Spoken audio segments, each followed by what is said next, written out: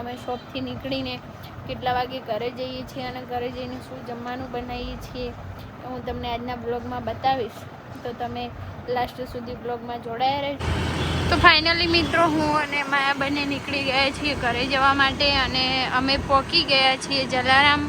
Hello મિત્રો, તો finally હું પહોંચી ગઈ છું ઘરે અને આ છે મારું બેડરૂમ અને આ છે મારી ફોટો ફ્રેમ, આ છે માયાની ફોટો ફ્રેમ અને આ નાનકડી એવી ડીંગલી મને મારા બર્થડેમાં માયાએ ગિફ્ટ કરેલ છે. હેલો મિત્રો, તો માયા શું જમવાનું બનાવે તું? માયા રીલ્સ પછી જોઈએ શું બનાવે જમવાનું તને પૂછની સબ્જી. તું કેમ આમ ઉપર બેસીને સમારે સબ્જી? એમ જ ઉપર તો જો શું મૂકે છે સ્ટોરીમાં. હું બસ આપણે દુકાનનો વિડીયો છે ને મૂકું.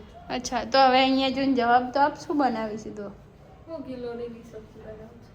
અચ્છા, ગિલોડીની સબ્જી બનાવે. તો શું ખાધું? કેરી ખાધી છે? મને કેમ ના કીધું? મેં તને બોલાવી હતી પણ તું છે ને પપ્પાનો કોલ ચાલુ હતો ને તું ત્યાં બીજી હતી.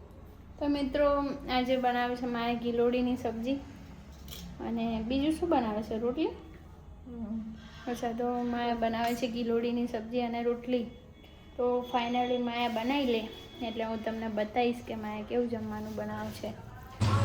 તો ફાઇનલી આપણે જમવાનું બની ગયું છે અને માયાએ જમવાનું બનાવી દીધું. માયા શું બનાવ્યું છે જમવામાં? શું બનાવ્યું છે જમવામાં? ગિલોડાની સબ્જી.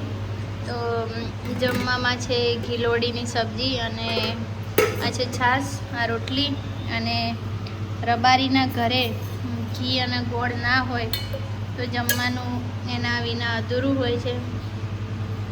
તો આ છે ઘી અને આ છે ગોળ અને આ છે અથાણું અને ફાઇનલી જમવાનું બની ગયું છે. તો અમે બેસી ગયા છીએ જમવા. તો હું માયા તને ટેસ્ટ કરીને કહું તે કેવું બનાવ્યું છે જમવાનું. તો મિત્રો હું વન બાઈટ ખાઈને માયાને કહીશ કે કેવું બન્યું છે.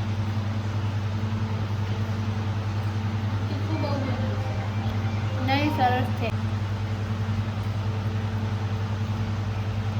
તો મિત્રો માયાએ જમવાનું તો ખૂબ જ સરસ બનાવ્યું છે. માયા બહુ જ મસ્ત જમવાનું છે, સિરિયસલી. અને નહીં સિરિયસલી બહુ જ મસ્ત જમવાનું હતું. અને મિત્રો હું હવે મારો બ્લોગ અહીંયા જ પૂરો કરું છું અને આપણે મળશું નેક્સ્ટ બ્લોગમાં. તો લાઈક, શેર અને સબસ્ક્રાઈબ કરવાનું ભૂલતા નહીં.